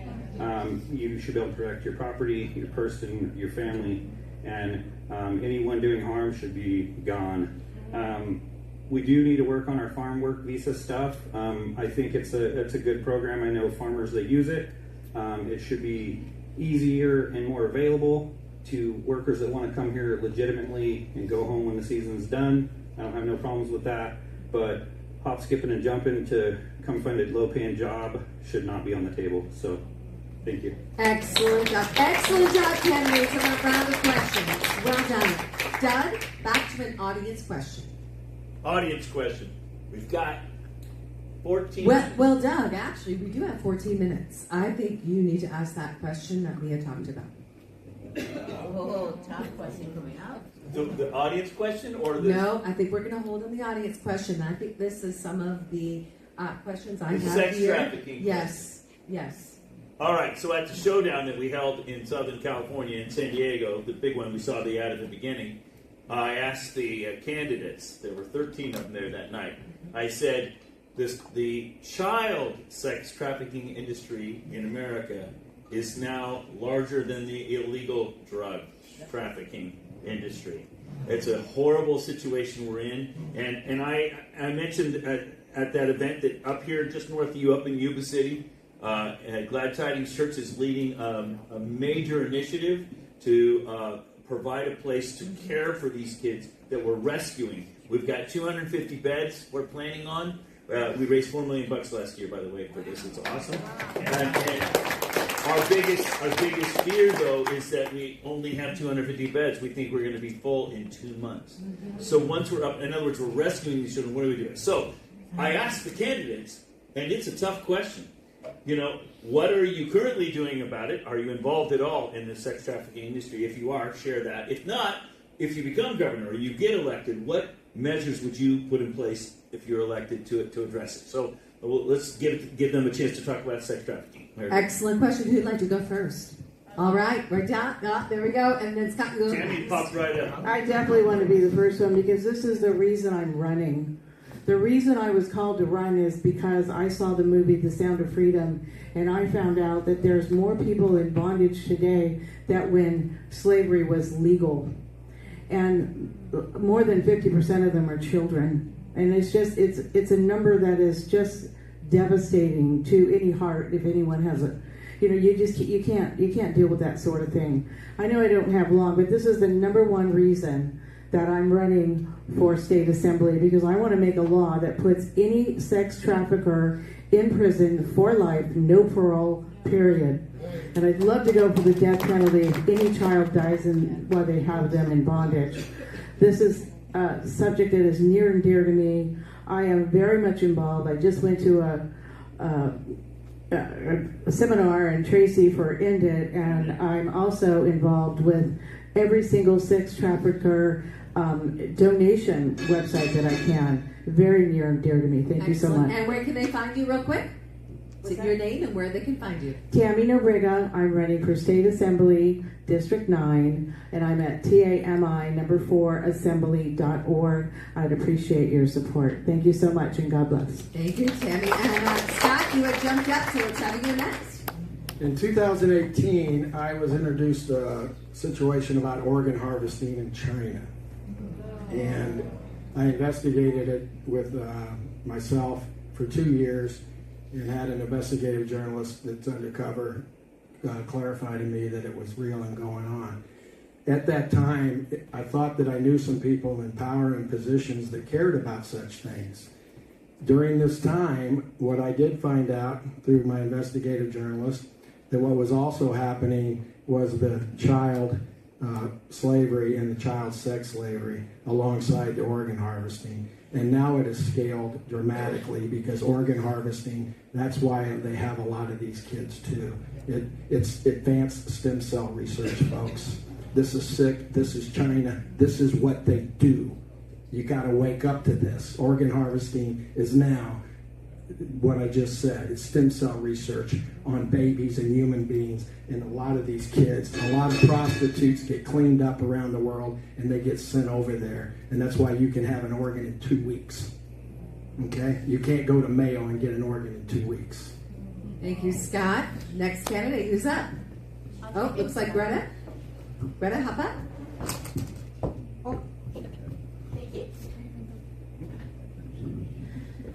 I think the reason I decided to go ahead and take this one is because I think this is something in which if we society hold both sides accountable, we will take control of this. Right now, we try to persecute one side, but we don't hold. It is something as simple as supply and demand. If we don't have those guys out there paying for the kids to have sex, this market wouldn't be there. So we need to hold our judges, our laws accountable for this marketing. We need to expose these guys and send them to jail as well, the guys who go out there and solicit sex with minors. It is sick and perverted, so it is time to hold both sides of the equation. Thank you, Greta. And who's up next? Here you go, John McBride. So many of you may not know, but San Joaquin County is the top place in the state for human trafficking. Logistically speaking, it's an ideal situation for human trafficking, as sad as that is. It's the closest point that I-5 is to 99, so it makes it very easy to get in and get out. We have the port, very easy to get in and get out. So it's the hub of human trafficking in California. The other thing that most people aren't aware is just about a week and a half ago was the #1 human trafficking event of the year, and it's Super Bowl weekend. That's true. And the problem is, as Greta just brought up, is what are we doing about the people that are procuring these young ladies? Not only do you have to put, the pimps in jail permanently, but you need to do a whole lot more severe to the people that are procuring the young ladies and young boys. There's no question about it. But next time you watch the Super Bowl, know that there's a ton of people being human trafficked that day. Wow. Thank you, John. David Collenberg. I mean, as far as I'm concerned on human trafficking or sex trafficking, you're basically murdering somebody, you're stealing their soul. And if you do that, you should be in prison for the rest of your life. So that's what needs to happen, period. And you start putting people in prison, even politicians, things will change. Well done. Yeah, excellent. Jim Shoemaker. The Sound of Freedom brought it so all of us could see it. But it's been going on for years. And it started with the abortion issue. We devalue human life. They use the parts from the babies, selling them in China. Then they turn it in our legislators who are warped in their head because they don't have Jesus Christ in their life. The only salvation for the state is us to return to the Lord. Because we need to bring back salvation. We need to bring back right and wrong. And the only way to do that is we need to have legislators that will push that. And that's the biggest issue to save our children.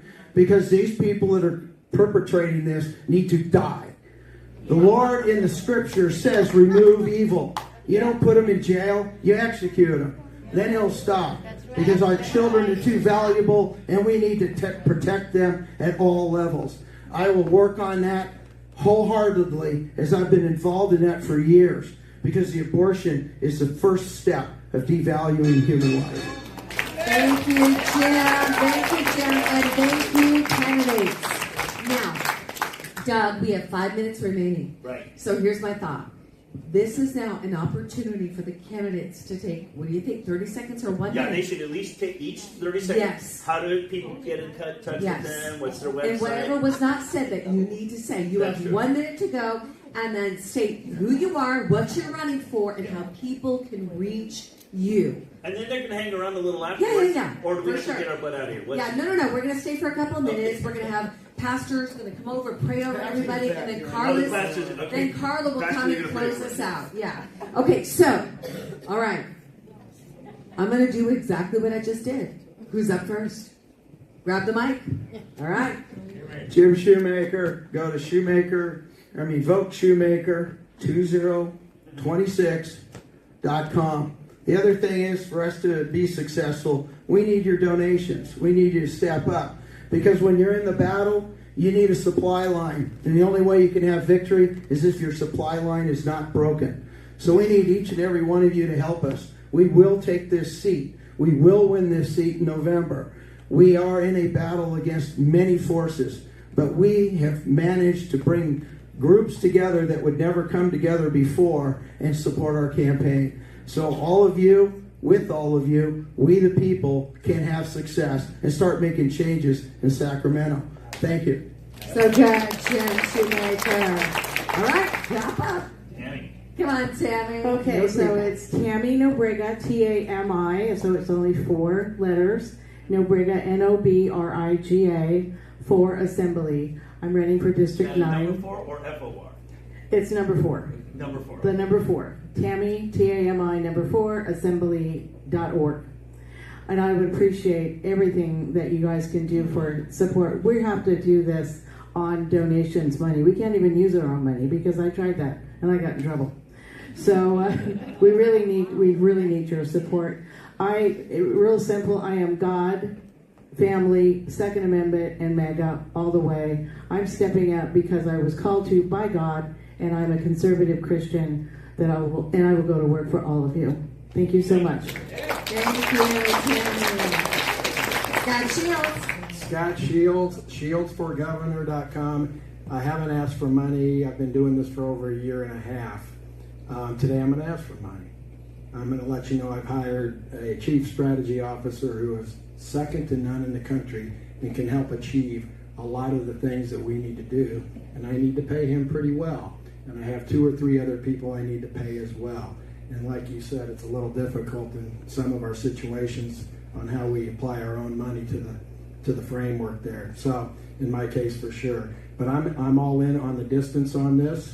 I'm going to win. I would love to see support from somebody in the ag area. I would like to get close to somebody here who wants to have a governor that's coming from the farm country in Illinois, but has lived out here for 43 years. I've been in California for 43 years. I know this space of California, and I love where I live in Dixon. It's a beautiful town. This area is home too. I can feel it. Scott, how can you reach you? You can reach me at shieldsforgovernor.com, and I appreciate any help. No obligation at all. But anyway, I'm doing that now. So anybody that's listening too, I want 1 or 2, 3 large donations. If it's small donations, keep your money. It's okay. I've got to take care of a couple people. I'm going to get them. I don't want to chase a lot of little monies. It's okay. I'm not a Bernie Sanders guy, right? So I can come in the game pretty big at the right time. But right now, I need to take care of a couple people in the campaign. So I appreciate any help. Thank you, Scott. Thank you, Scott. Who's up next? All right, David Collenberg. My website's collenberg26.com. Charlie always reminds me to spell it. So it is COLLENBERG 26.com. One thing I ask all of you to do is if you want to follow me on my thing, please share my stuff to as many people as you can. That is bigger than any donation you can give me. Because the more I get my name out there, the more exposure I get, the donors will come later. So thank you. Thank you, David. John McBride. Again, John McBride for Congress, 9th Congressional District. My webpage is johnmcbrideforcongress.com, and that's either FOR or the number. I have both. My social media are all John McBride CA9 for my campaign. And yes, your support is vital. Big or small, it's vital. We have lots of things. For example, this is my big pet peeve, that wonderful voter guide that you get right before the election. It's going to be $14,000 for me to have a candidate statement in the voter guide. That's all of them. $14,000 to have my candidate statement in a voter guide. So when you think about the money, where's that going? Right. Who gets that money? Okay, who gets that money? Exactly. Right? So when you start looking at just, people like to give to things, yard signs, large signs, all cost money. And sometimes, for example, a yard sign, I'm rounding up a little bit, are about $10 each. So any donation is helpful. And again, johnmcbrideforcongress.com. Thanks, John. Greta Solorzano. Okay, so my name is Greta Solorzano. I'm running for governor of California. And I deeply believe that God has a plan. There is a reason that I'm here and I'm running. So I think I'm going to win. And I'm going to win because I have a really resilient plan to bring water and energy infrastructure to California. We're also going to end corruption, and we're going to bring transparency to California. I think our kids have lost hope. California is getting too expensive. California is out of reach. So kids are staying out of California. I think we need to hire the right person, an engineer, to actually come and solve our real problems. So we can give hope to our kids. We can give hope to that next generation.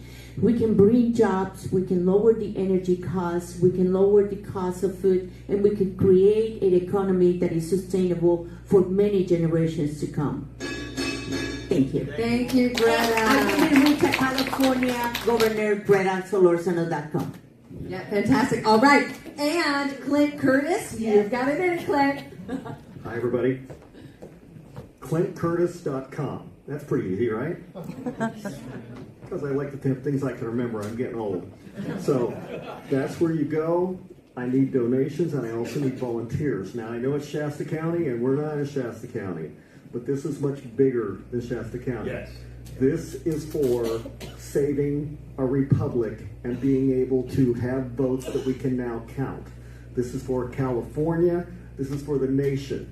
Now, the person I'm running against is the person I fired, who is, she was actually in control of the office before I took it over.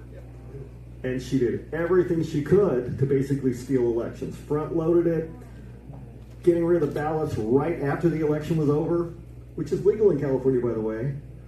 The minute it's over, all the extra ballots you printed, they can destroy before anybody can even see them. Ooh. Not a good idea, huh? So it makes it pretty easy to front load, to back load, and there things were way off. It's that way all over the state, and we're trying to fight it all over the state. But the one I have to win is the one in Shasta County. So go to clintcurtis.com and help me out. Also volunteers as well as the other. You can make phone calls. I'm sure you can. Thanks. So good, Clint. So good. Now, everybody had an opportunity to go, right? We got everybody, yes? Okay, fantastic. Now, we have a couple of thank yous before we close out. I want to first of all thank every candidate here. Thank you, guys. You guys are amazing. You're so good. So good. Thank you for being here. Thank you for showing up. Thank you for playing full out. You guys are awesome. So fun to do this I journey love the way with they you. don't fight with each other. No. It's like they'd be like a So cow. awesome. We have to just Yeah. elect them all for the cabinet. I agree. Now, guys, so that you know, next week we're in Kern County. So we will be in Kern County with many of these guys and additional candidates that are on our platform. And that's going to be, so that's next Monday at Kern. You can find all information at takeourcaliforniaback.com. Okay? Now, a couple of thank yous. Molly, Kenny, Carla, Pastor, Charlie for filming, Minnie for filming, Rhonda working my cameras. She didn't know she did working the cameras. Just all of you for being here. We wouldn't have it. And in back, Melanie, great job, it's so good. And just even all the prayer warriors that were here preparing the space. We want to say thank you to all of you. So we have an opportunity. Tonight, your call to action is to take action. You know, I shared a story with the farmers today, with the Farm Bureau, and I said, how can you show up? And I'm just going to tell you, there was a quick story, Idaho Falls. Idaho Falls, 40% of their water was being turned off. Okay, all farmers. It was going to be directed to Boise to fill up the dam. Okay, you know what the farmers did? The farmers said, no, we're not going to do that. The farmers showed up in their tractors, in their trucks, and they drove down to the Capitol. They said, nope, we're not doing it. Awesome. And it made a statement. It really did. Now, I don't know what that statement is going to be that you're all going to make, but it's going to take collaboration. It's going to take unity, and it's going to take teamwork. San Joaquin, you can take your state back. You're worth it. Our window of opportunity is short. Make the most of every opportunity. We are here to support you every step of the way. Clint will make himself available. Doug will make himself available. And these candidates, they will make themselves available for you. So again, we love you. Thank you so much. Pastor Mark, thank you so much for giving us this amazing space tonight. And Carla's going to come up in just a minute to kind of close us out. But Pastor, would you do us the honor of praying over the candidates? And an audience, for you guys, reach your arms out because we're going to pray over Shasta and we're going to pray over these candidates. Oh, you've got, look, She's got me together there, yeah. Well, you guys had used most of the mics. But let's have you guys stand up. Yes, they stand up, but I want you guys to stand up too and reach your hands out toward them. I don't know about you, but this has been very informative and also just a breath of fresh air. thank you. You know, I have my congregation, and you know, many of my congregation is here, so it's really cool. But I just want to pray because all of you, it's almost like I want to vote for all of you, but you guys are awesome. So let's pray. Let's reach our hands out toward them. And Father, we thank you for the task that each and every one of them is just taking upon their own selves and saying, hey, I want to make a difference. I want to come and I want to make a difference because they love our state. They also have seen all of the stuff that's gone on in our state. Well, Lord, I ask you to give each and every one of them, number one, wisdom in all that they're doing. Number two, that you give them protection in all that they're doing too. And that you show them what they're supposed to do and how they're supposed to answer the questions that come forth. Lord, we thank you. We thank you. We want California to be the state, not as it was before, but to be even better than it was. Because we all live here. We're all here. And we thank you that there are people that care. And there are people that have a desire to see righteousness come back to life in our state. So we thank you for that. We thank you for meeting every need that they have. We know the magnitude of all that it costs. But Father, you're going to do that. And we honor you for it, and we thank you for it now. And thank you for them. And it's in Jesus' name we pray. In Jesus' name. Amen. Amen. Are we ready to take California back? Yes. Yes. TakeOurCaliforniaBack.com. You can donate there. Doug, will you put that QR code up for those? Any support. We fly some of these guys out. We make sure they're fed and taken care of. So any support, we have the QR code, and I think there might be a basket that goes around. But most importantly, stick with us, guys. We need you. Together, we will take our California back. We love you. God bless you. Carla, come on out to close us out.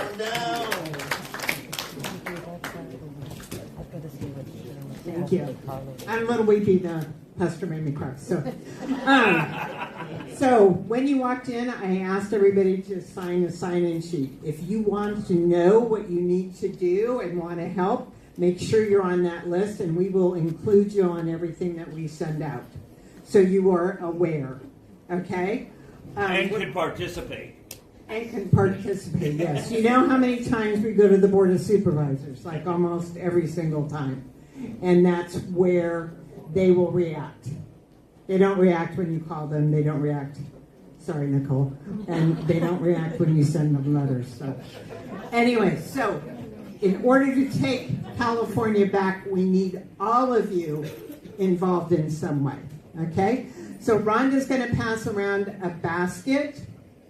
I've got to stay with the camera, so if you can... Okay. So one is going to be going to Harvest Bible Church, who want to say thank you to them. They did this whole thing for all of us. And then the other one will be... We're going to combine them. Okay, so they'll be also for the movement of Take California Back. So I can't thank you, all of you. I don't even know what to say, and I will start crying. Dr. Frank, for coming all the way from Ohio and going on towards to where you go. Clint, for coming down, and all of you up and down the state. Thank all of you. It was a wretched day, and we're so glad you were all able to come. That's good. Yeah. Well, it is, but it was pretty, yeah. So we appreciate you, and thank you so much. God bless you. God bless you. Minnie, will you take a picture? Doug, will you come up real quick? Sure. And Minnie, will you take a picture of all of us? I'm going to scoot this over. He's got it. Go follow him. Oh, it's that way. And actually, let me get the mic stand out of the way. There you go. Are we good? Yep. 1, 2, 3. 1, 2, 3. I take a couple because someone always closes their eyes and, you know, got to get that one good one. 1, 2, 3. 1, 2, 3. 1, 2, 3. That's Charlie. He's still awesome. All right.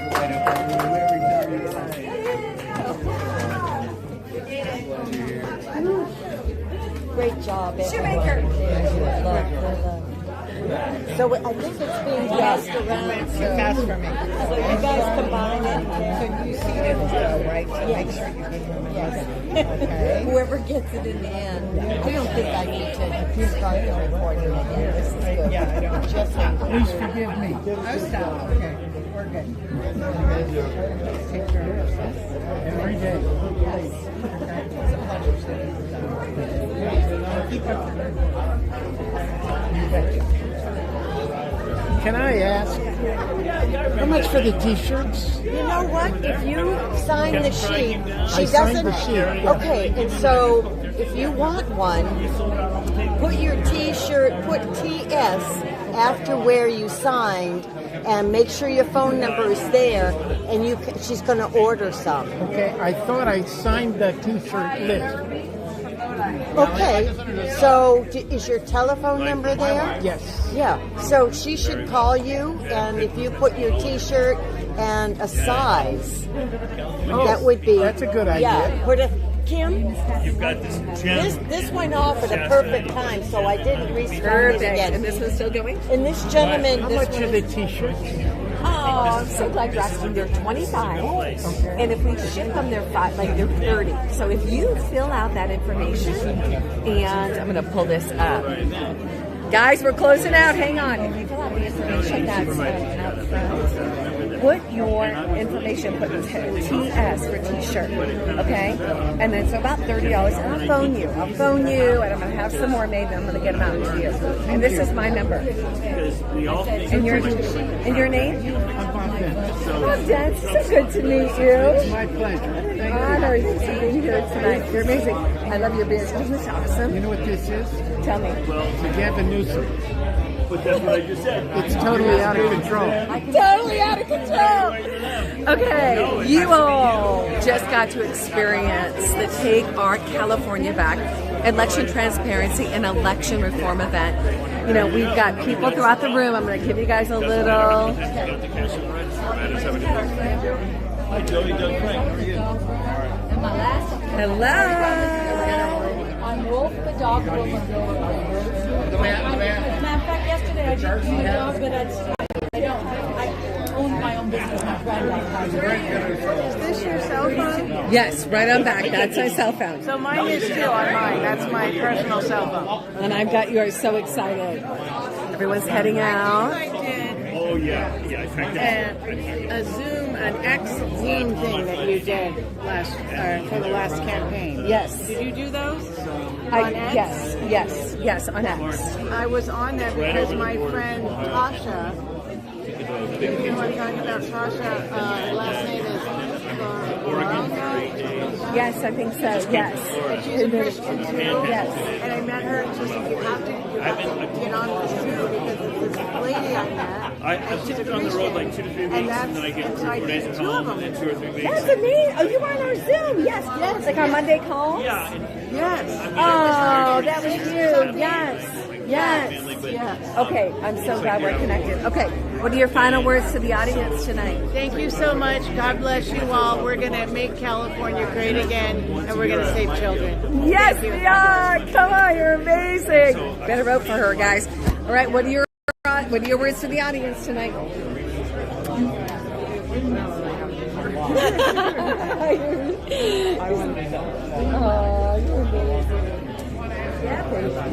Yeah? Can you give me a minute? Okay, fantastic. I want to talk to you for sure. Okay.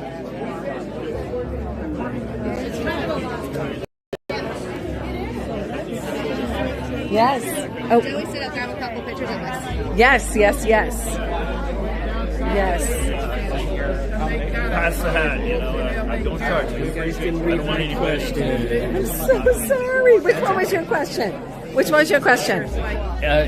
wanted the question was, according to the United States Title Code, name the 4 founding documents that are considered the organic laws of the United States. Oh my gosh, Doug, that's a great question. Doug, do you know the answer to this question? Ask Doug.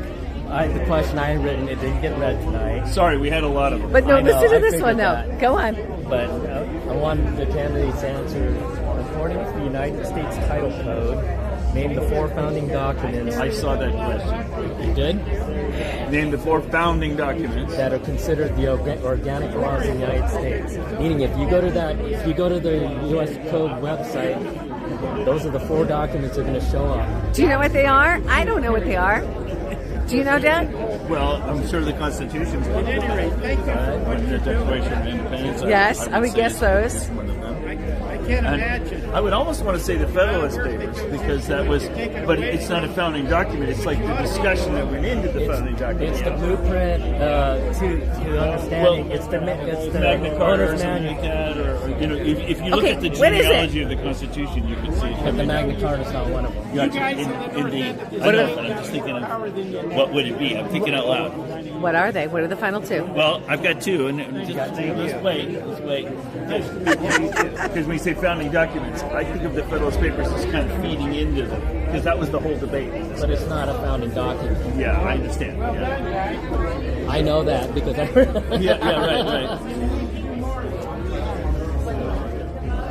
Bill of Rights. That's the Declaration. I mean, that's the Constitution. It's the amendment to it, right? Yeah. Yes.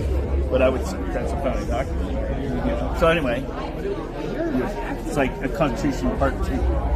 Right, but it's still the Constitution. Yeah, I would agree. Okay. Going once, the camera's going down. Going twice. Go ahead, what was the founding document that was before the Constitution, but after the Declaration, that the nation was governed under? The common law. But it would be the... starts with an A. There's a covenant. There's the Pilgrims made. Yeah, that was 150 years before. Yeah. We're talking about... The country, right. Yeah. What is it? It would be the Articles of Confederation. So let's start again. Yeah. You said the Constitution, Declaration of Independence, the Articles of Confederation, and the Northwest Ordinance. Or the actual title is the 1787 Ordinance of the Northwest Territories. And it defined the common law of those? It defined the law governing those areas? Yeah. Right, because they weren't part of the nation yet. Right. Yes. But yeah, those are the 4 founding documents that are considered the organic law of the United States. Yes. According to the United States Title Code. Yes. So that was one. Yes. See how? Let me do this. And he's waiting for me to take pictures. Because I counted. Yeah. All right. Was that all 4? Yeah. Okay. With that being said, we're closing out.